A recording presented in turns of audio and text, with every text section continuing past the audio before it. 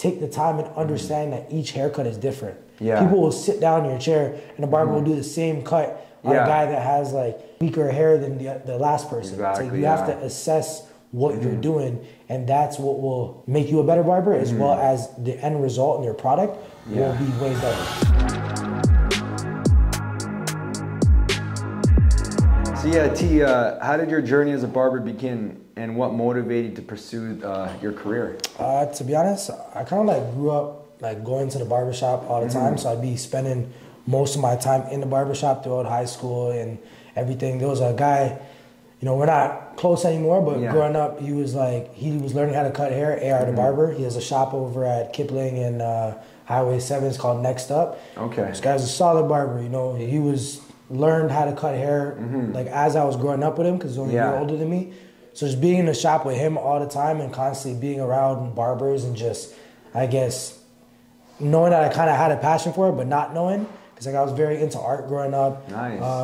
I just didn't know exactly what I wanted to do with my life. And then, you know, luckily one day when we were just sitting around, me and AR, he was just like, yo, why don't you like start cutting hair or do something with your life? Yeah. And then I left the shop that day, went to that Rainbow Electric over at Yorkdale, and I'm like, all right, I need a slim line, I need you know, a classic 76, and I need a magic clip. Nice. I was like, all right, I just need whatever I need, and then got my guards, called my cousin, I'm like, yo, meet me at the shop.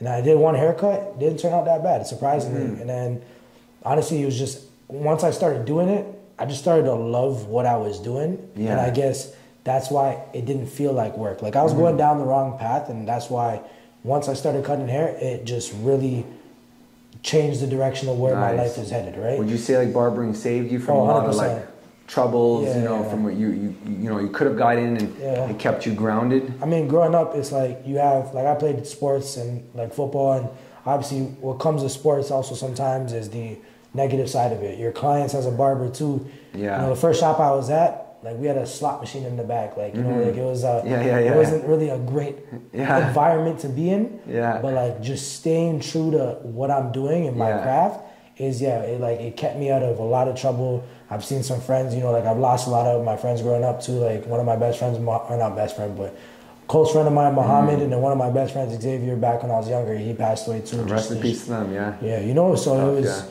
like, could have easily turned out differently for me, but it, you know, just having that drive and that mentality that you're not going to lose is kind of what, I guess, cutting hair and sports taught me. And just, you know. That's why I can say a few things with sports, like the competitive edge, right? You competing at a high level, 100%, you know, you bring that into barbering. You want to be at a high level, and you're laser focused on one thing. And I'm sure, what sport were you playing before? Playing football. So I played American football. And I used to play like, you know, like you said, a high level. I played like Team Ontario. I did all that stuff when I was younger. What was your position, by the way? Because I know a lot of football guys too. I played receiver. So that was my main thing. And that's kind of what even got me some of my like clients in the CFL. Because I grew up with like one of my best friends, O'Shea Brissett. He plays on the Pacers, but his older brother, Dejan, who also grew up with us, he got drafted 3rd overall, I think, to the Argos 2 years ago. I see. And then my other buddy of mine, Curly Gittins Jr., he just won a Grey Cup with the Argos as well. We used to actually play against each other when he played in Cumberland and I played Metro Toronto. So like, it was just, I guess, based off all the connections and the people I met growing up by playing sports and just, you know, being the person that I am. That's, I guess, what helped me once I started cutting hair, because I already had such a good friend base. And when you play sports, like, you know, it's like a brotherhood that you essentially create with people that you play with and against. So like when you start doing something well, or you start doing something, then you get that support from those people just because you were involved with them before. Absolutely. Right? So, and are you still playing football?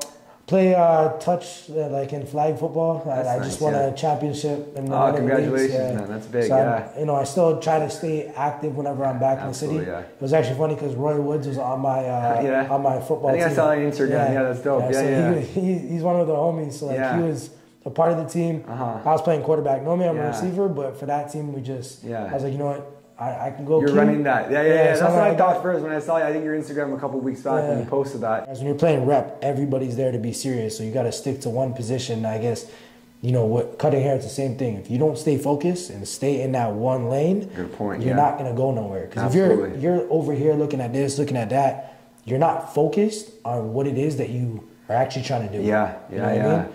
That's a good point, including for the young barbers, right, coming up. You got to focus on one thing and I feel like you got to do the best in that one thing and just focus on that. And once you achieve that, for example, if you want to do like a ball fade and you master that ball fade, what's that next step you want to learn? What type of haircut you got to look at, right? You got to evolve yourself. Like once you've mastered that one thing, I feel like that's the one thing in the industry now is that barbers will get comfortable. Like they want to be in the position that like say yourself is or that I'm in or other barbers, but they don't want to put that work in to get there. So it's like when they go to the shop, they're doing that same ball fade and that same stretched or condensed fade that they do, but they don't want to know what both of those fades look like. They don't want to like get better with their scissors. Or some barbers that are good with their scissors don't want to learn how to fade because they already have that niche that they've built. Whereas with me, it's like I see people that do scissor work and I'm like, shit, this guy's way better than me at that. Like I'm a good barber, but can I do the same type of level of scissor work that like that Alexander, the guy Silver Arrow, whatever, like Alex, like I know those Alex guys, Michael, good guy, I don't even know him like that, but I'm just like he's known for that. And that's what I mean. He's known for that. Fade wise, you know, his fades are a little different. He's got that style, more stretched European style, right? Absolutely. So like understanding the different levels to haircuts, what different clients want. Like, you know, with me, I cut a lot of African Americans, and that's why my haircuts, you know, you have to be able to do a taper that's condensed as well as stretched, depending on what the client wants. If you have if I have a white guy that comes and sits in my chair and he wants like a stretched one fade, I got to be able to do that. But you also have to take the time and understand that each haircut is different. People will sit down in your chair and the barber will do the same cut on a guy that has like, you know, weaker hair than the last person. Exactly, so you have to assess what you're doing, and that's what will, you know, I guess make you a better barber as well as the end result and your product will be way better. And your client will thank you. And how long did it take you to get to where you are today when you first started barbering, to say like, because I see your fades are very, very high level. I think you have one of the best fades, you know, in the city.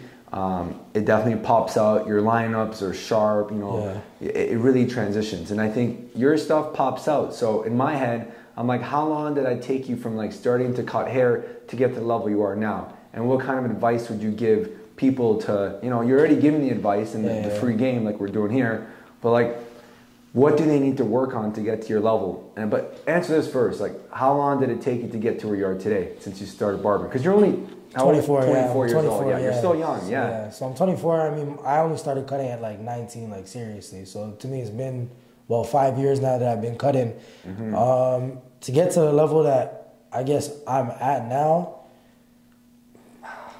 I don't really know a timeline, just because to me, I still don't feel like I'm where I want to be. Right? Great, like, I know that it took me, I'd say, at least a year to feel comfortable. Like knowing that, you know, anybody can sit in my chair. At first, like the first few months, I was like, I don't really want to take new clients because I don't want to mess up nobody's head. And then as I got like, you know, more comfortable, I'd say like a year into it, then I started noticing like, you know, people say that it doesn't happen overnight, but I'd say otherwise. I think that at some point you're going to feel like when you woke up in the morning, it's like, shit, I can cut hair. Yeah, so like I'd say a year and a half to get to like a comfortable level.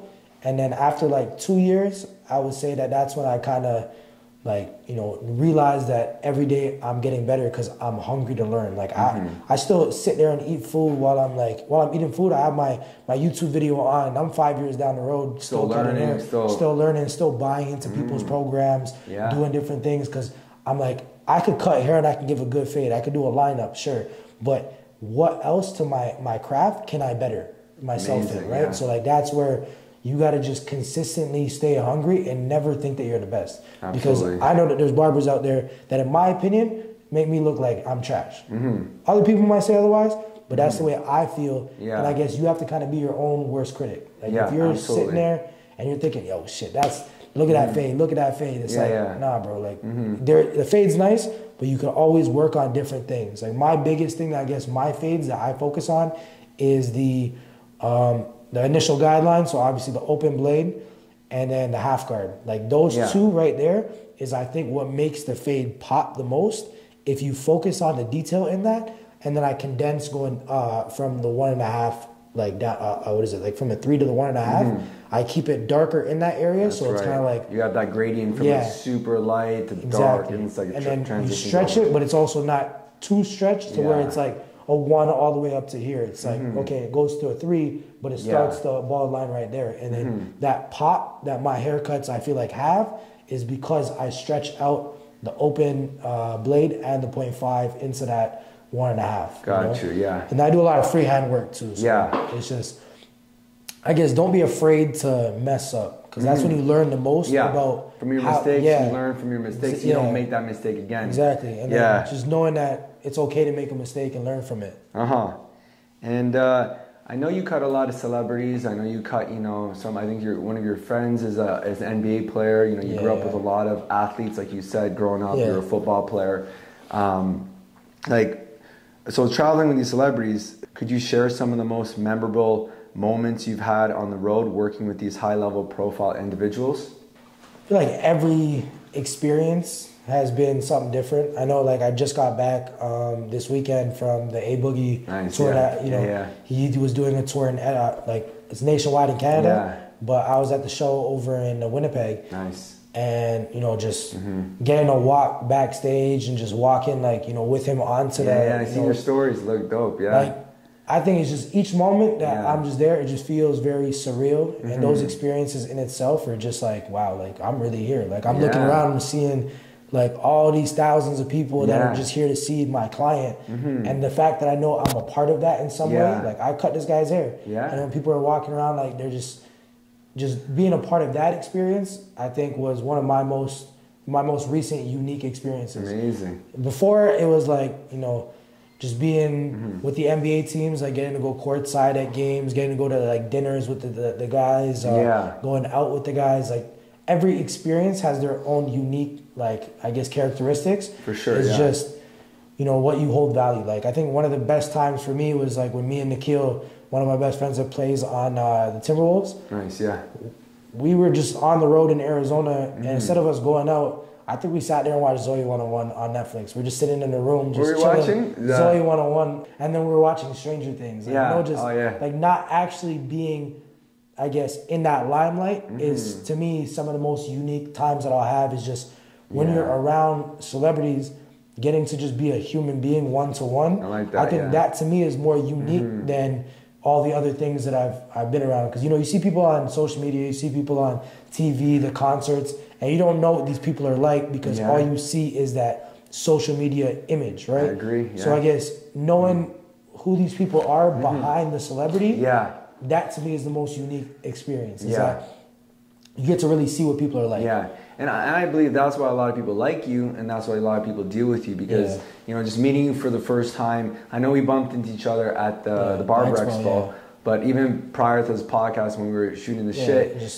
we talked about that, right? The human-to-human interaction, treating people like human beings, and where some people just care too much about, like, oh, well, this guy is up here, I'm still here, I got to be a fanboy to be that, So, but you don't have to be like that. You can be yourself. And like we talked about, being authentic is like the number one thing in being a barber, or being yourself, you know what I mean? So that's a great thing with what you have going on, is that I think a lot of people really like you because you're yourself. You're not trying to be someone you're not, right? So that's great. You gotta always stay, true to who you are, and that's absolutely. It's like, it is tough when you're around certain people. Things will get to your head at times. Even clients will be like, "Oh, you're moving celebrity on me. You're doing this." Like, man, I'm just trying to elevate myself the same way that anybody would in that position, right? And that's, I guess, it's easier to make a judgment from the outside looking at, like, in, but when you're actually in that whole mix, it's like you don't really understand it until you're in that position, right? So, like, when I first started cutting hair, if you told me that I was going to be doing what I'm doing right now, I would have told you, I don't believe you, because I didn't plan to do any of this. I know a lot of barbers now start cutting hair because they're like, yo, look at that guy, he's a celebrity barber, he's doing this. It's like, that is not why you should start cutting hair. Like, I started cutting hair because I had no choice and I needed to make some money, and I didn't know what else to do with my life. I fell in love with the passion of what I'm doing, and it just took me to places because I gave it my all, right? Like, and that's what people don't necessarily do nowadays. And that's, I guess, the advice I'd have for a young barber. Like, if you're only doing it just to be a barber and like, you know, to say, oh, yo, I'm a barber and I want to cut celebrities. I want to, don't do it. Like, you should be doing this because you love waking up in the morning and you want to make that client feel like, you know, happy as anything. Like, after that haircut, the man sitting there in the mirror looking like, you know, I'm the shit. I'm the shit. Yeah, that to me is some of the best feelings that I've had as a barber, is just knowing that I did that. Like, I gave that guy that confidence because I have a craft that I was able to share. Absolutely, right? And that's what you should really be pushing for as a new barber, is those little moments. Appreciate those moments, because that's what this is all about. That's why we're barbers. You know, we make people's days better. If you go to work and you have a messed up haircut, you're not gonna be happy at work. But if you have an interview and you just got a fresh fade, you're gonna kill that. Of course, you know? So I like that. I like that. I like how you said, you know, like, obviously you can see the dedication, the passion you have for the art of barbering is it very, you take it to heart. You want to make people look good. You want to make people feel good. That is something that, you know, really successful barbers, they have, because it's like it's in you. You know, you're not you're not chasing the money. You're not doing it for clout. You're not doing it for the wrong reasons. You actually, when listening to what you're saying, you're actually saying, hey, I actually do want to make people look their best. And the moment they look at themselves, you're saying, hey, like, you know, like, they're looking at themselves, they're like, I'm fresh, like, I look good, and this is your creation, because now you're elevating their energy and their feeling, and I love that, right? Because, like, even with the, you know, there's some students I teach, right, and the new barbers, and I educate them. There's a handful of them that want to do it for the money. You know, and they want to take a shortcut to, like, well, I want to get paid X amount, because I know barbers are like the new rappers. They're the ones making all the money. They're getting all the fame and the look. So people do it for the wrong reasons. Those people that I have taught that thought that way did not make it. They dropped out of it quickly. Exactly. And the ones that really cared about the art and the craft and getting better and challenge themselves every day to be better and learning from their mistakes, those are the ones that propel. Right? So I see, and I can relate a lot to what you're saying, which, you know, I see you have a lot, you're still young, but you have a lot of experience through a lot of the challenges you've gone through in your career. But to see where you are now, it's amazing, and to hear about it, right? Yeah. I mean, I guess that's the thing, that is just staying hungry, you know, always knowing that somebody else wants your spot. Yeah, so it's like, if you're trying to be somebody that you're not, like you said, those guys will get weeded out. You know, you want to, if you're cutting hair and you're going to classes, you're doing everything that you have to do, don't look at other people and what they're doing with their lives in terms of where they're at in their career, because you know, what you're meant to do will happen. You know, if you're meant to go and cut like soccer players, like, I don't do no soccer players. I personally don't like soccer. So to me, it's like, I can't relate to like barbers that are doing those. That's just not me. You know, I'm a guy that loves music. I love basketball and I love football. So what has fallen into my lap essentially has been that right there. Music artists, you know, NBA players, football players, like, all that type of stuff is what has come because I am who I am. Right? And then if you are a person that likes other things and you just put yourself in scenarios, and everything's about networking too. If you just stand in a room and you don't let people know that you're a barber, that, you know, you're never gonna have an opportunity. If you don't go up to people, and like you said, person to person, to me, is way more valuable than me messaging you on Instagram and being like, hey bro, like, I'm best barber in the city, when you're in town, you know, like, people will tell you, message these celebrities and this is how you get celebrity clients. I'll be honest with you, I've never messaged a single, like, I've messaged celebrities, but I've never gotten a response from a celebrity by doing it that way. And why do you think that? We're like, someone like you who messaged, your first time messaging someone, you didn't get a response, or other barbers overall in general, because there's so many people doing it. Like, there's so many people that are over here now messaging clients and saying, oh, yo, I'm the best barber in the city, best barber in the city. Where I've talked to these celebrity guys and they'll be like, yo, look at this. Like, you know, like, this is, look, there's like 6 barbers that have messaged me now that I got into town. And it's like, what? Like, you know, that's not how you're going to get, like, they look at these people like, you know, these are just any other people. They're not even clicking on the profile. You know, you might get lucky one time, and that's all it does take, is one person, one opportunity. But I wouldn't focus so much on the celebrities, right? Like, what got me to where I'm at was taking care of my everyday client. Because that everyday client is who pays your bill. That everyday client is, you know, might know somebody that gets you an opportunity. But if you go into the shop every day, like not being serious at work, and you're just like, you know, I'm not busy, and I'm just sitting there by my chair on my phone looking at barber videos, what is that getting you? You know what I mean? Like with me, one thing that most people like that saw me when I started cutting hair, I was a psychopath when it came to how I got clients. I used to drive home from St. Clair and Oakwood. I used to drive home, 30-minute drive to my house. Every red light, I would stop, get outside of my car, and hand out business cards. When I was not working and we were on one of the main streets, there was a red light, I'd be knocking on people's windows, handing out business cards, be like, yo, here, if you need a haircut, I'm right here, you know, just come check me out. That's what people don't do, because they think that social media is solely going to get them clients. That in-person interaction, like when you're at the grocery store and you just have a pack of business cards on you and you see somebody that looks ugly, like I used to say it all the time, I'm like, yo, bro, you look messed up. Like, let me get you right. And then people appreciate the honesty, you know, and that's where you'll gain that clientele, and you don't know who you're going to meet in these random scenarios. And you can't be afraid to like go out there and really just get a client. Like you gotta hustle. That's really all it takes. I like that. I like what you said there, because like going back to my past too, you know, when I started hustling, I had flyers, I had pictures of like when we didn't even have phones yet, like we were at BlackBerry Messenger, but we used to print out these postcards of like probably 5 or 6 haircuts, the best haircuts that I've done, and then I would just hand it out, like, hey, come check me, because I was at 5 and 10 where I first started. Like you have to be personable. You have to actually go face to face. And I think a lot of people think it's easy nowadays, and I think a lot of people do have it easier because of social media.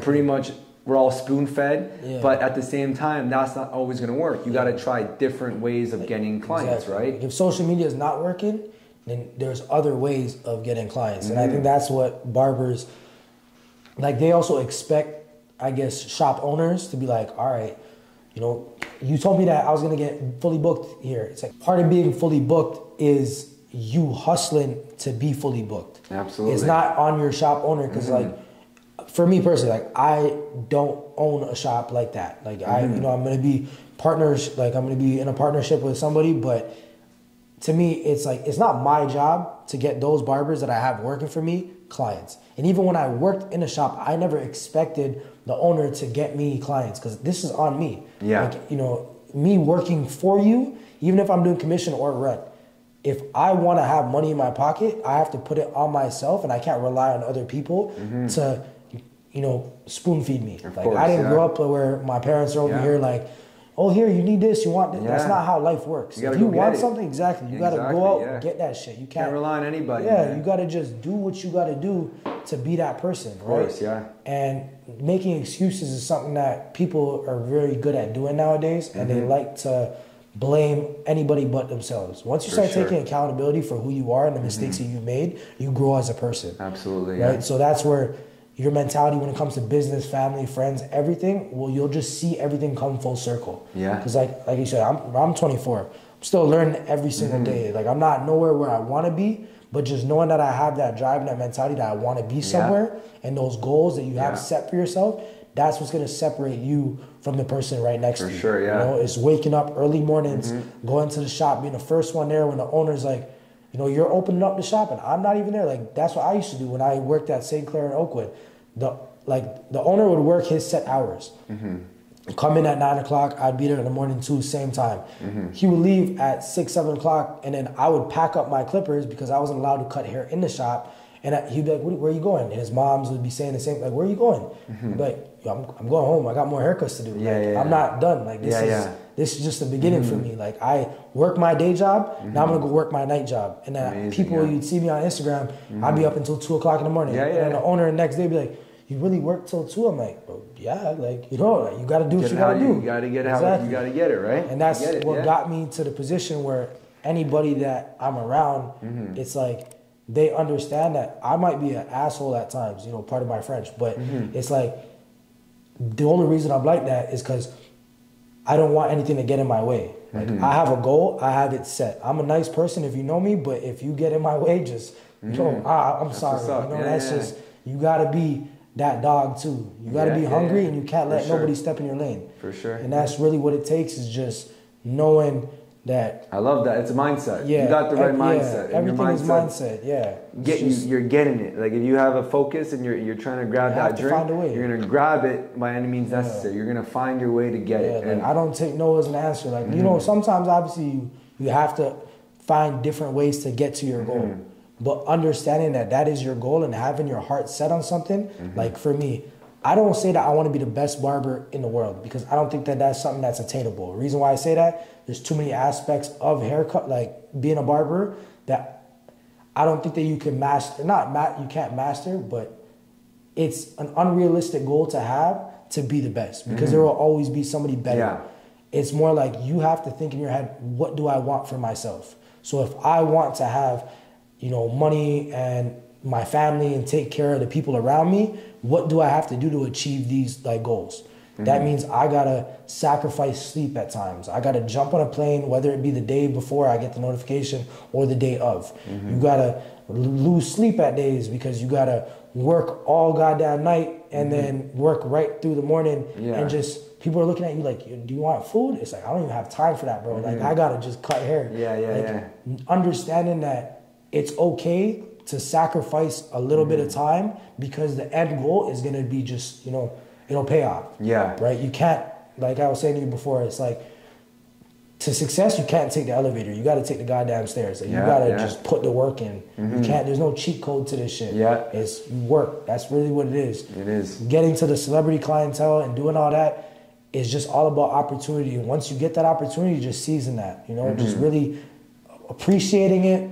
Don't be like, you know, the second you cut one celebrity, don't just be like, yo, I'm celebrity barber. You know, it's not like you made it. You didn't. This is just the beginning. You know, stay hungry, stay focused. Don't lose that. For sure. Yeah. Right. But what are some of the challenges you faced, and how have you overcome them while maintaining your level of excellence? I mean, I would say that being excellent is not something that's really attainable. It's more like you just make fewer and fewer mistakes as you learn. So like, you know, you start off making certain mistakes and then you just get better as time goes. Challenges that you face though, being, you know, on the road, obviously you're away from your family. It's tough because, you know, do you have a fiance or like a baby or any of those like aspects, even your parents, it's like you're not seeing people as much as you would like, and not everybody understands what you're trying to do. So it's like, you know, you might lose relationships just based off the fact that you're constantly on the road and you have a mindset and a mentality to get somewhere, but not everybody's going to understand that. Also, just, you know, traveling in itself, people think it's like glamorous and luxurious, but it's like, it's a pain in the ass. I got to wake up sometimes to catch a flight at 5 a.m. or like I have to be at the airport for 5, you know, or like you sometimes have to do connecting flights to get to places, worrying about cancellations, like all that different. Like, you know, even when I was out in Budapest, when I first landed, somebody stole my barber bag. Oh, no way. So, like, I literally, all my clippers, gone. You know, like, I had to, luckily, like, What'd you do after that, like, after it's stolen? Did you have a class after? So, I was teaching a class in Budapest, and then, you know, obviously, as a barber, you have your clippers, and those are your clippers, but circumstances are your circumstances. So, I just used, like, I literally just went to Maddie and my boy Camilo. I'm like, yo, just give me whatever it is you got. I got to do this class. You know, whatever. Made so happen, he gave me what is it? The low pros. Got the lithiums and just a bunch of different barbering stuff. And then I was like, all right, you know, get to work. You know, that's what I got to do. Just got to cut hair with whatever I got. So as I'm teaching the class, I'm learning how to use those clippers. It's like little things like that people don't see, because you know, obviously you're not gonna post on social media. No one's gonna know. And you guys. I'm not gonna complain about the fact that somebody lost my stole my clippers. It's like, yo, shit happens. It's life. Move on. You know, and just keep shit going. I like that. So like, I guess the challenges is, you know, you're on the road by yourself. Staying in that mentality and just being okay with being by yourself and like having that, you know, peace that, okay, you know what, I don't need to be around people. You know, like I'm okay to do this stuff.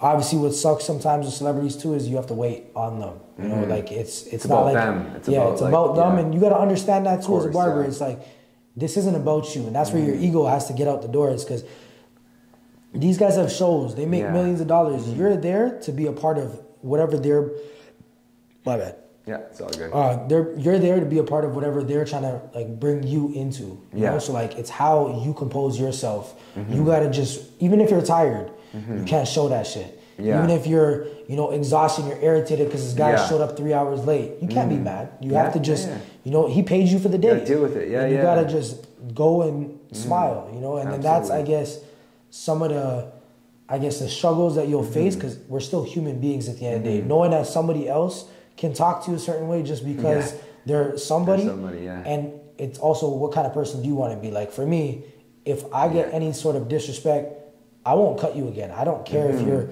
you know, Drake. I'm saying maybe if it was Drake. But at the end of the day, it's like, you know, certain people I'm not like, I won't tolerate it. Because at the end of the day, I have respect for myself as a man and a human being. So facing those struggles and challenges, it's just, you know, like you were talking about, everything's about mentality. If you were a weak-minded person, you are not going to do many things in life. You have to have a strong mindset to even be around people that are in that position, because celebrities, why are they there? Because they put the time and the work, and they have the mentality to know that I want to be the best. Exactly. You know? And so if you keep in that, if you buy into that, you're golden, because that's all you're gonna want to be. You know, everything around you, the people around you, you're gonna see. You're gonna weed out those people that aren't doing good things in their life. You're gonna be around people that are successful, that are doing good things, and that's just gonna come because your mentality is changing. You're not gonna waste your time on the guy who's sitting there being like, "Yo, you want to chill out for like a couple hours? Like, let's just watch Netflix and let's just, you know, like not do anything with our life. You know, like, let's go to the club tonight. You know, and even though we only made $200 cutting hair today, let's go spend it on a bottle." Like,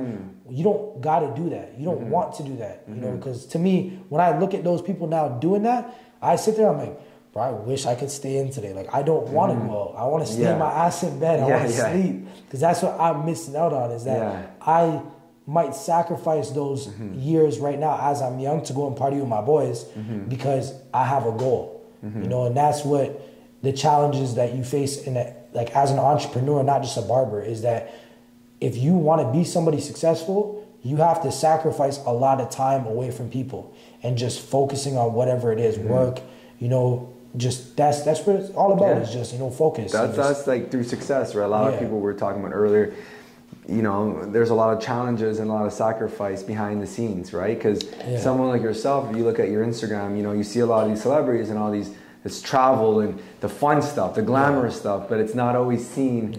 You know, that's all hidden. Exactly. And that's part of, you know, the success and the things that people don't see.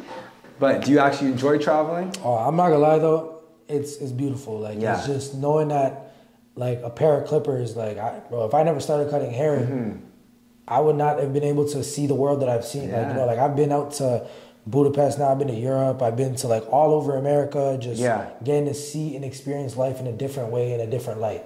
Because when you're around celebrities, obviously you're not doing regular people stuff at times. Like you're going to nice restaurants, you're going out to the club, you're not just buying one bottle. Who's paying for this? You know, I don't have to. You're getting taken care of. Right? That's so you're in that circle that some people just have more than others. It is exactly like, and you know, obviously you'll try to do your part. Like, you know, if I gotta call an Uber and do whatever, but like it is one of those things where like if I was going out with them, I'm not over. I barely drink. I'm not a big drinker. So like if I go to the club and I'm with you, chances are I might take 1 or 2 shots the whole night. But that's just because I know that. As much as I'm around these guys to have fun, this is still my job and my profession. You got to hold yourself to a certain professional manner. Absolutely. And people wouldn't just bring you out to bring you out if they didn't like you. If they didn't like you, they wouldn't bring you out. Exactly. They know you're composed, you're professional, you're cool. Exactly. And that's why you're in. So, you know, if you're not that type of guy and you go out with these guys and you act like a fool, you're out, right? That doesn't work that way. If I'm over here going to the club and I'm getting wasted on my mind and I'm acting stupid, these guys aren't gonna want to have you around. But if you're out there, you know, you're having fun, you're doing what you got to do, and like even when it comes to people that you see around, how you treat their fans, how you treat people that are around them, everything goes back on like, you know, who do you want to be as a person, right? Like, do you want people to know you as like, but that guy's he's a piece of shit. He just gets drunk and, you know, he likes to get high and do all this. Like, I smoke, but when I'm cutting hair, do I stay professional? Most of the time I do. That's great. If I get comfortable with people, you know, obviously then it becomes different. Like with A Boogie, Me and that guy, I'll be cutting, you know, hair and just smoking that's up in the culture. room. That's the you guys have that's a also because after the first time I cut him, I was like, nah, bro, like I appreciate that, but I'm not doing it because it's about holding yourself to a professional like standard, right? For sure. If you go into every haircut being like, oh yeah, I'll smoke weed. Some people also might do it to test you. Be like, is this guy really gonna smoke weed before my haircut? Is he really gonna take the drink from that I'm offering him? And then that all of it shows me the type of person I am. I also don't want to smoke weed with you if I just met you.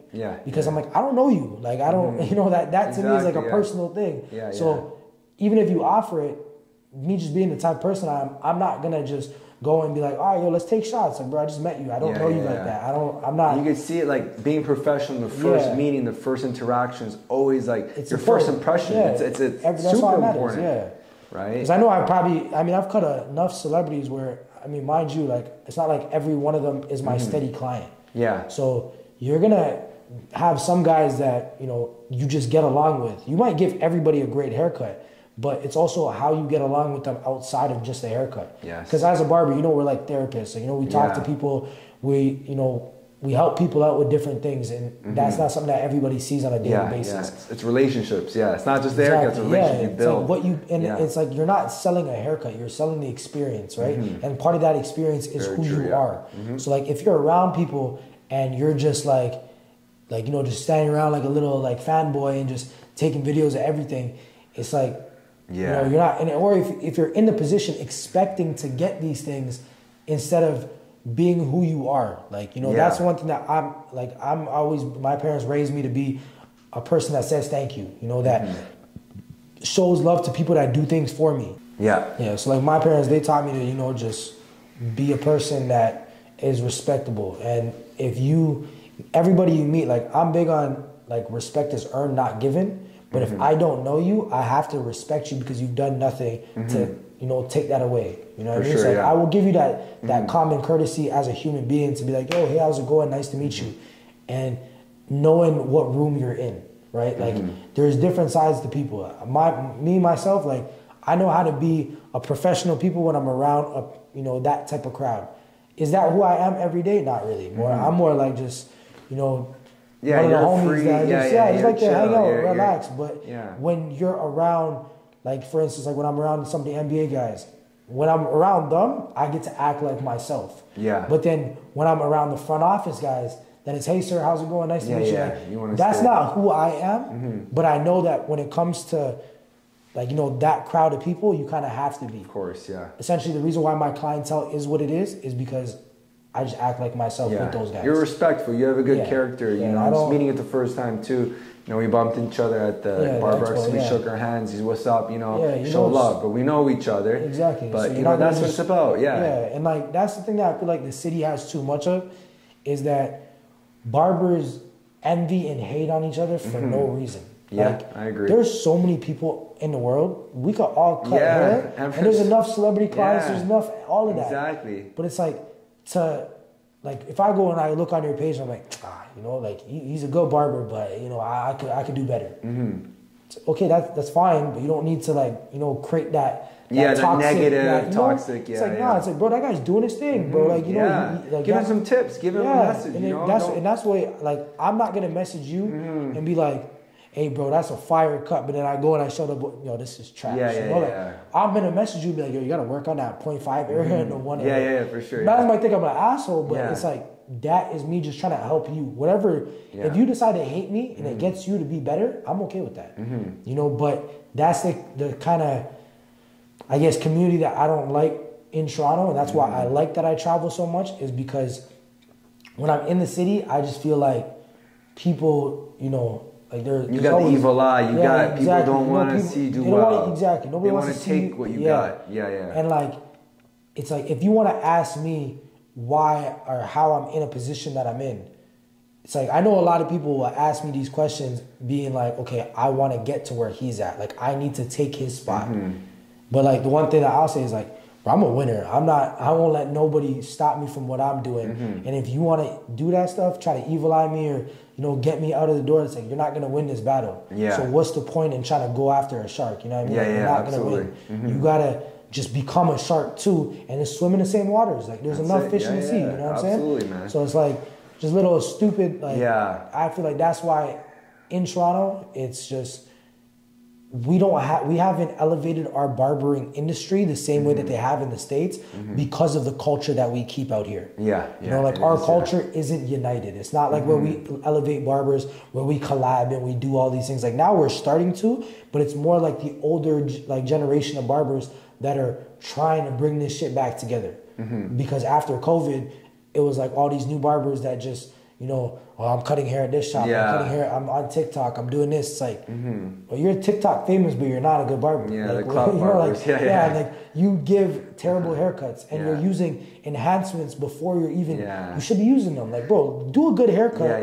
And then if you want to add some shit, I mean, I'll use enhancements. I believe in them? Not really. The reason why I don't believe in them is because I worked at a shop and, bro, like the barber that I worked with, that guy sprays topic enhancements, and like his haircuts, I'm not gonna say he can't cut hair because he's decent, but all the enhancements that he does, it just makes it funny. When I go on his Instagram page, I'm like, yo, this guy has this many followers, but all he knows how to do is spray paint people. Like that's not, and like, you know, I guess publicity is good publicity. So you see the comment section, it's like, yo, why'd you paint this guy's head?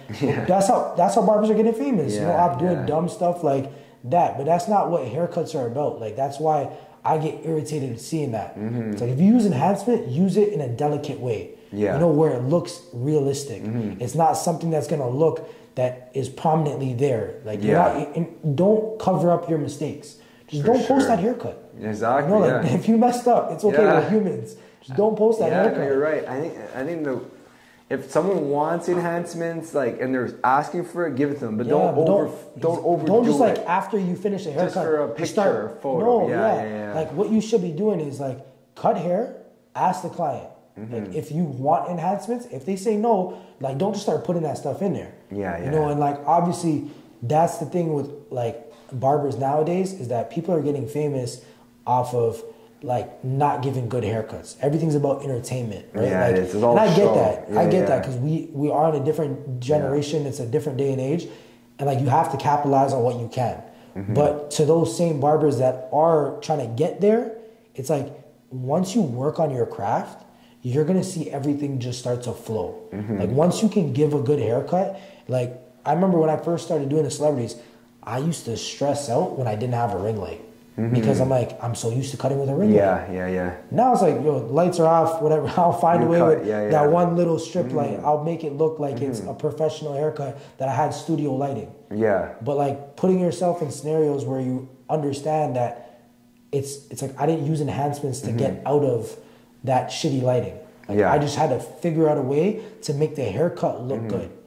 And that's like, you know, I feel like a lot of barbers don't focus enough on mastering their craft. They try to look for cheat codes and like a different route. Start with the fundamentals. Start with the basics. Exactly. Start with Learn how to cut hair and create like a shadow line where you just fade and then you don't touch the lineup, like the bars, until the end. And then figure out a way to just keep them dark. You know, that way it looks enhanced. Like, you know, barbers will message me on some of my photos and be like, yo, is this enhanced? Like on my A Boogie post. A Boogie, I don't use enhancements.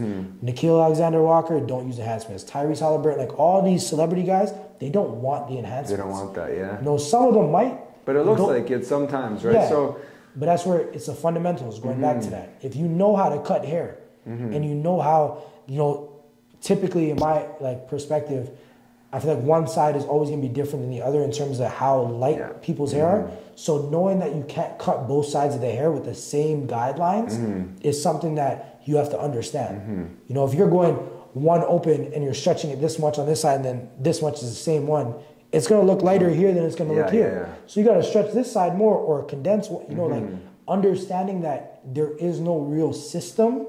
Everybody's hair is different. You have a system that helps you set up guidelines. But knowing how to elevate your haircuts into catering to your client, that's what the enhancements aren't going to teach you. They're going to teach you to cheat. You know, mess up a haircut and then just put a little bit of topic, and that's not, you know, that's not what we're trying to do here. Any of the best barbers, anyone that's experienced that cut numerous types of clients, I think the number one thing is customizing a haircut suitable for them, right? Because everyone is different. And when you're how you're explaining, like, you know, I don't do the same goggle on one side because you're playing it safe, where it could be lighter. Exactly. You have experience on that matter, you know what I mean? Where some people just stick to one system. You could stick to one system, but you gotta tweak certain things for certain people. But you can't. You have to like test it out before you actually like do it. Exactly. Yeah. So it's like trial and error, right? And that's what I know. If you have a time crunch, right? Like I know a lot of barbers that do 30-minute appointments. Yo, if you can do a haircut in 30 minutes, kudos to you. I'm not that guy. You know, how long do you take on a haircut? So on average, like I go anywhere from like an hour and 15 to an hour and a half. And if I'm really just locked in the zone, like if a client just smoked me up on a blunt, I'm gonna take 2 hours on the haircut. Yeah. Social media is a big thing for barbers. But how do you use your social media to promote your skills and expand your reach? Be honest, I'm not the person to really ask that too, only because I don't spend enough time doing the things I'm supposed to be doing. I get told by a lot of my clients that I should be posting more, I should be doing, you know, certain things. I guess my page, I focus more on the quality that I'm putting out. So it's like if I'm trying to have a certain theme or a certain dynamic behind my Instagram, I don't have an assistant helping me out with any of this stuff. I just do it myself. So like finding time to do all of it, it's something that you have to dedicate yourself towards. It's just not something that I'm great at doing. I'm more focused where I'm, like I said, I'm a big on like an in-person type of, like, you know, that's my mentality. You're like very organic. You want things to happen organically through your relationships. It comes, Like I'm not here on Instagram every day stressing about what I gotta post or what I gotta, you know, how I gotta get followers or this, that. Like I don't care. It's just I gotta go to work and I gotta get paid. You know, that's like that's what I think that you should be focused more on. Doing the whole like, you know, social media. Like you said, it's a great way to now elevate your game, but that's not just a part of it, right? Yeah, so it's a little piece. I'm not the person, I guess, to give game on that because I'm still learning it, and that goes back to like, you know, part of the hustle. Like you gotta stay hungry in all aspects. Like I've found a way to make it happen with just in-person interactions. Now I gotta focus on doing the social media where I build a brand for myself, right? Because I feel like you have that, right? You have the clientele, you have the right things, but now, you know, and you're right, you're not about that life, and you're that's who you are as a person, right? And there's nothing wrong with that. But social media, you know, seeing yourself like cut these people, I guess people want to actually know things like that too, right? And but you're right. It's who you are. You know, you're not all about that life. That's like, what it is. It's not for everybody. Like, I know other barbers will be able to give you more, I guess, like gems in terms of when, like what time to post, what to post, or like, you know, to me, it's like my page is kind of been created around not just haircuts, but I also just want to show a bit of myself. Because I know people like want to see what it is that I'm doing now that I'm in that whole celebrity, you know, kind of crowd. For sure. Before I would just post haircuts because all I'm using my barber page for, and what you should be using it for, is a portfolio for you to get clients. Absolutely, yeah. Right. For me now, my page isn't necessarily for me to get more clients because that's not what I'm looking for.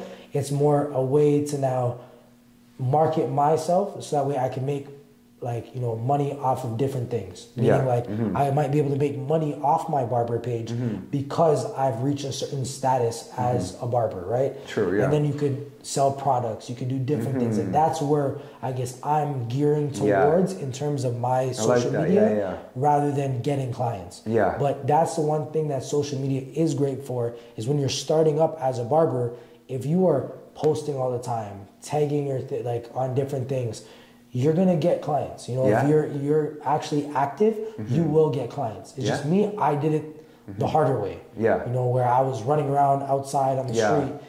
The only reason I feel like for me that works better is if you're trying to reach a global standpoint, then social media is great. But in your own city, the amount of people, like if I look up Toronto Barber, if I look up Mississauga Barber, you're gonna see a whole list of people. So you're just another person on that list. But now if you're actually actively walking around in your community where people are like, you know, that older people that don't even use social media, they're still around. They're still clients that are going to pay you money. They just don't use social media. Of course, yeah. So it's like, it's just social media is an aspect of our job. How much you focus on it is just going to dictate, I guess, how much of a global reach you'll have versus a local reach. Yeah. But to reach your local target audience, that you're not going to get, in my opinion, just based off social media. You have to do things in your community. You have to be going out and doing things in your community outside of social media to even gain those followers. Because if you're, every time you, like the amount of business cards I've handed out, like if even like 10% of those people followed me on Instagram, that's how you'll get followers. Just by in-person interactions. Because if I just like your photo on Instagram, I'm not following you. I just like your photo. You're just gonna look at my page. You're not gonna follow me. That helps a lot with engagement, right? Exactly. But if I'm in person, like, yo, here's my business card, and it has on my Instagram, it has my booking app, this, that. Now, every single one of those people, if, like I said, only 10% just go on their phone and click follow, and then they go and they start following what I do. They start liking my posts. That's how you get genuine love from people. Yeah, I think social media right now, it's like, it's just your resume, right? Yeah, you have a barber profile. Yeah. You know, you have the photos and you're selling that, right? That's what it should be used for, right? Just your resume. That's what it is, right? Yeah. That's what people are looking at, including if you're a barber or whatever artist you are. And just stay consistent. Yeah. And like I said, going back to the whole enhancements and other stuff, post content that people are gonna look at and be like, you know what, I want to sit in this guy's chair. Yeah. You know, people are gonna look at your page, and remember, people are always gonna have something to say. If your haircut's good, if it's bad, somebody's gonna say something against it. You shouldn't care about what barbers think about you though. It's your clients, because your clients are what give you the money. Your barbers that are looking at your page and saying your shit, who cares? It doesn't matter. It doesn't matter. It doesn't. Yeah. All that matters is that you're getting attention. Yeah. People are coming on your page for what reason? And then they might show love because they're trying to, you know, get to your clients and like whatever it is. Everyone has their motives and intention, right? Yeah, and that's you know, to each their own. I'm terrible. Like, I feel bad. I should be commenting on other barbers' pages more and saying like, because I do actually have genuine love for people that I know. It's just I'm terrible at social media. Yeah, like, I don't. You're probably busy doing your own thing too, and you don't have a lot of time to do that, right? But like you said in the beginning, like you said in the beginning, social media isn't a thing that you really focus on. You're focusing on more real life, being in there in person. It's always like enjoying the moment. Like that's what I try to do, is just be present with where I'm at. Yeah. Like if I'm sitting in a room and you see everybody just here like this on their phone, it's like why are we in a room together? Like I could have just stayed at my crib. Like I didn't have to be here. And that's where it's just. We speak so much about social media, and obviously, like, you know, we're doing a podcast too for social media. Yeah. And it's like, I feel like it's great when you use social media in the right ways. Like, when you're trying to reach an audience, where you're trying to help people out and get them to learn different things that I didn't know when I was starting to cut hair. For sure. Like, if I started cutting hair and I had people that I was looking up to, and I'm like, you know what, this guy told me I shouldn't go work at a shop yet. Or I shouldn't go and open up a shop yet, because I was just like, you know, listening to what other people that were in the industry, just free game. Essentially, that's what social media is. It's free education that you have every single day. Like, that's what you should be gearing yourself towards when you look at social media. It's not just for fun. It's not just for like clout. Clout doesn't matter. It's like, if you can go online and learn some shit, that is why you have it. That's where the real quality, like that's what you want. Like that's what you should, your Explore page should be. I know before my Explore page was filled with just girls and cars, tattoos, and I just started cutting hair. I was like, all right, you know, this is what this shit's about.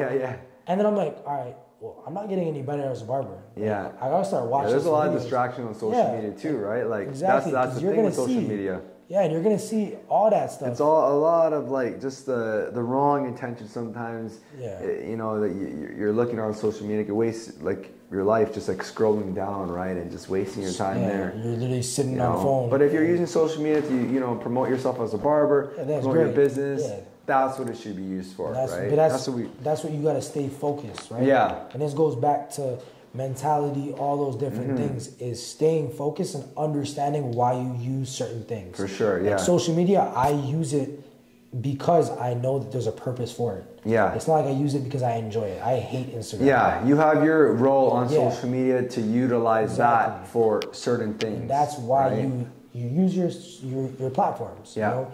You use it to advance yourself, but don't use it for the wrong reasons. You know what I mean? Use it for the right reasons. I think That's right. That's right.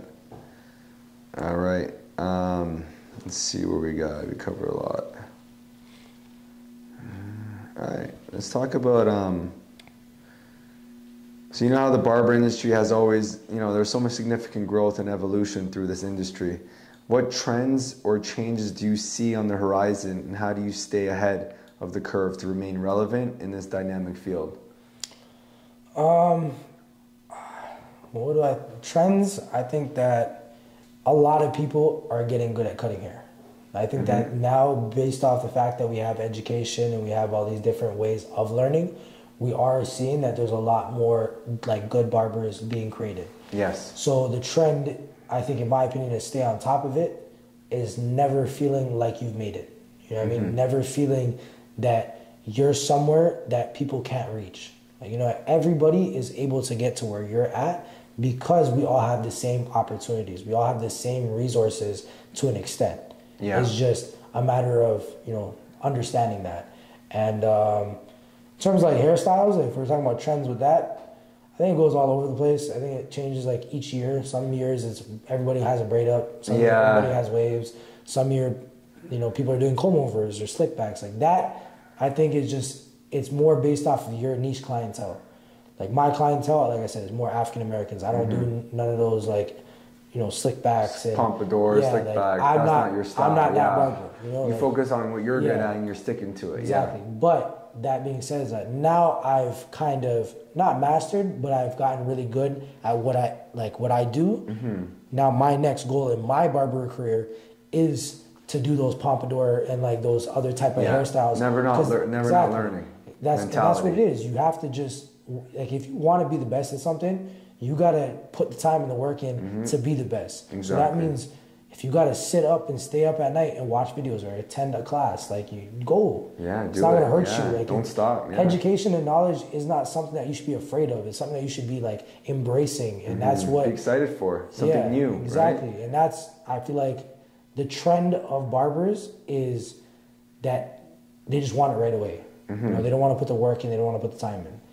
That's what I feel like will separate you from, being that every barber is the effort and the work that you put in to learning and learning all the different trends. So I say at first as a barber, if you know that your clientele is based like mainly like fades, master that craft, focus on that, get good at that first, and then, try to focus on other things. Don't try to mix it all together in one. Yeah, you're not going to get it. You're going to be deep. Yeah, it's like you're going to spread yourself too thin. Focus on one thing, master that, and then get to the next step. Like with cutting hair, like I just probably in the last year learned how to do like cross graduation and cross checking and all that stuff. Before I used to pick up the hair and cut it. Yeah, just freehanded, just chop it up, cut it, even it out. No sectioning, nothing, because that wasn't my expertise. I didn't know, and I didn't care enough to learn about that in that time period because I was just so fascinated on how to make a smooth blend. Yeah, and that was what what I wanted to perfect. Now, what I try to do is like if I'm doing like somebody that has long hair, mixing those two together, making that flow perfectly into the fade, like that to me is just satisfying. Learning different ways to do I guess all those types of haircuts all mixed in one. Like you do a pompadour with a low fade. Yeah. But keeping that fade tight, gradual, and then also having that nice what is it? I guess the transition from skin all the way to the long hair. And having it flow correctly. It's like it fits right on the person. And that's what I feel like is just, as a barber, understanding that trends are going to change each day is just how are you going to stay relevant. Financial stability, is it a concern for many barbers? How do you navigate the financial landscape as a traveling barber, and what tips can you provide for achieving financial stability in this field? Stack and save. There's just stack and save and living within your means. If you know you're only making $500 a week cutting hair, don't spend that $500 on stupid shit. Save $400 of it and spend $100. Like, you don't need to live beyond your means, because like, I think a lot of barbers end up not living without their means. It's very different when you go from working a job that you get paid bi-weekly to getting paid each day. Yeah. Because when you get paid each day and you get that cash right in your hand, you feel like you just, like, you know? Yeah, for sure. At first you're like, oh shit, like, I'm making money. But to be honest with you, I feel like being a barber and getting paid every day, it actually makes it easier for you to save if you have the right mentality. Yeah. Because if you see that money coming in each day and you made, say, $250, if I put $200 aside, like I didn't even make that $200, and I just hold $50 in my pocket, that $200, you're not touching it, and you're gonna make it, like, in the week. You might go home now with, by the end of the week, $300 that you're gonna spend. But you might have $1,500 in the bank that you're just saving up, and, like I said, stack and save. Yeah. And then knowing what to invest your money in is that if you're a barber and you want some gallery debt hoodie, you want like some designer kicks because your friends have it and shit. Well, what is that doing for you? Like, you know what I mean? Like, it's gonna benefit you, and it's that's not, like, your clothes are not. You're like the rapper. You're the one that maybe that one off. Once in a while, if you got to go see someone special, like it's good to have it's good to have a nice fit. It's a good investment, but it's not the smart. But that's not what's gonna elevate your game. Like, if you're now saving your money, and you're choosing to like invest it in real estate, if you're choosing to invest it in stocks, in crypto, whatever it is that you feel that you want to invest your money in, that's what you should be doing, rather than spending it on shit that you're not going to get a return out of. Yeah. Like, that's what a lot of barbers do, is that they'll get money, they'll buy a Benz right away. Like, the first thing, I'm going to go get a Benz. I bought a Tacoma. Yeah. I bought a pickup truck because I know that Toyota Tacoma, it holds its resale value. It's the number one like car in terms of that. And it's a Toyota. It's going to last me a long ass time. Barbers need to be more financial literate, and I feel like money management is a key thing to successful barbers for longevity. Barbers, the barbers I've known and the barbers I've seen growing up, same thing with you, same thing, right? We like to, spend at the clubs. You want to be flashy. It's okay once in a while, but you're going to outgrow that. Exactly. There's going to be no substance. And then you have nothing left at the end of it. Exactly. And the one thing that I feel like, I guess one piece of advice that I didn't do at first was I didn't write shit down. Yeah. So like a lot of barbers, you make money each day, but you don't even know how much money you make in a year because you're not actually calculating those things. What you're doing is you're making money. If you want to buy something, you buy it. If you want to, like, if you need money, okay, I have it here. I'm just going to give you cash and I'm just going to keep doing this. But if you're not tracking how you spend your money, you're going to go broke, and you're not going to actually have, like you said, substance. You're not going to have anything to work off. You don't know even how much you made in the year. You're just guessing. Yeah. That's what a lot of barbers do, is that they sit there like, I think I make six figures. Like, some weeks I make 1,000. It's like, no, you don't. You don't know your numbers. You might only make $40,000 a year, but you just bought a Benz that you can't even afford. And why is that? Because that 1 week that you were busy at the shop, you made $2,000 in that week, and now you think that you're living like like a drug dealer, like a rapper. Like, you're not that guy. No. Like, you have to write it down. You gotta be real with yourself. Be real with yourself and figure out what it is that you truly make. Like, when I sat down and I started being like, okay, this is how much I charge for a haircut. This is how many haircuts I did in a day. This is my general average on what I could make in a year. But after that first year of actually writing things down the whole year, then you kind of get like a slap in the face, like, oh shit, like, I'm only making that much money. Like, I really spent all this money on all this dumb shit. Yeah. And I feel like that's the one thing that, as a barber that's starting, the best thing that you could do is write things down. Yeah, that's a good one. Yeah, I like that one. In person, write it down. You'll see exactly how much you've spent and how much you've lost versus, just guessing. Yeah, you can't. You'll have good days and bad days, right? Usually close to the weekend, barbers make a lot of money, but then on Mondays and Tuesdays, they want to spend it all on the weekend, right? Yeah, and then on Mondays and Tuesdays, you're going to the mall because you're like, I have a day off, I'm going to go shop. I've been there, I did all that. But now it's like I've realized, as I've gotten older, is that it's like, why am I cutting hair? Am I doing it to just take care of myself, or am I doing this for a bigger purpose? Yeah. Am I Be smart with your money. That's important for the new barbers and for all barbers, I think. Just be smart. Don't be stupid. Don't try to like buying shit to impress other people. Like, if you need to do that just to feel good about yourself, you got other things that you gotta work on. That's like that's outside of this barber stuff. You're trying to do things to please others while you're not pleasing yourself. You're not doing things for your own good. And I feel like that's a problem too, like pleasing others. And I think that's what plays in the social media world. We're talking about, like, people are pretending who they want. They're not that person. They're not truly being themselves. Exactly, but just be authentic.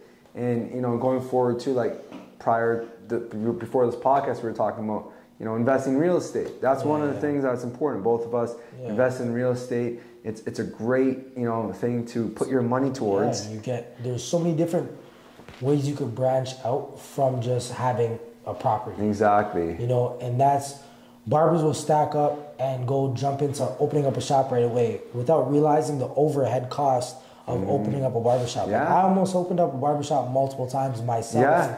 And then I look back and I'm like, thank God I did not do that. Because if I invested all my money just towards that, I would be stuck at the barbershop all day long. Yeah. And that would be my baby. I wouldn't have the opportunities to grow my money in a better way. Yeah. It's a full commitment in a barbershop, and it is very time consuming. I've owned 2 shops now, and it's been a journey, to say the least. Like, people come and go. You gotta deal with different personalities. You gotta deal with people's, problems, headaches. It's like having kids, right? So, exactly. But then it could also affect you financially if people aren't, showing up. People come and go. So it is a lot of work.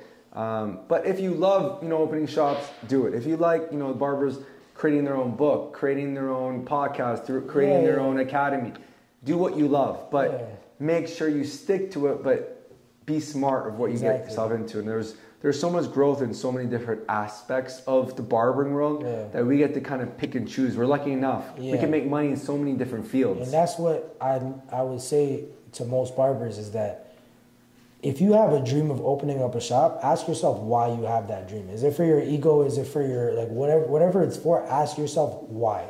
Because the one reason that people do anything is that you have to have that question. What they need to ask themselves is, what is your why? Like, why are you doing this? Why are you cutting hair, and what are you doing it for? If you're going to, we're talking about real estate.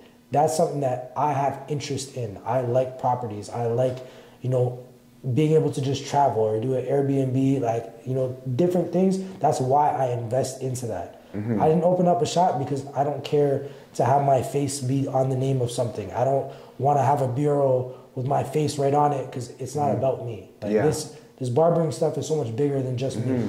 It's a whole industry that everybody's in. We're all in it together. It's just how we can, elevate and grow as a unit. Like, if we're in Toronto right now, everybody knows the barber industry in, like, Orlando and Florida and, like, LA. It's, like, huge. Yeah. Why is that Toronto's not that big? It's because we don't work as a team. Yeah.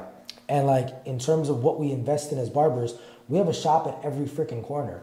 Why do we need this many barbershops? I don't know. It's just, that's, I guess, how we do it. Yeah. It's like, if you're a barber and let's say you have money and you have a client that owns a restaurant, he wants to open up a restaurant, you can invest in that. There's so many different things you can invest in. You can as a barber, you're just a businessman. Exactly. That's what it is. You're an entrepreneur. That's what you started off as. As an entrepreneur, you have to have multiple sources of income. So you have to tap into different things. Like, you have your Dust of God, like, the clothing line, which is amazing, because that that's another product that you can make money off of. And that's aside from barbering, right? Barbers, they'll go and they'll make see, for me, if I did like a T Cuts clothing line, why am I doing that? There has to be a purpose behind everything you do. And that's what I mean, is like, when you have your financial struggles, it's because you're not doing the right things with your money. If you're investing into things that you care about and that you believe in, your money will go a lot further. You're going to care about it, you're going to take care of it, right? You like fashion, and that's why you probably got into that whole Dust of God stuff. I love,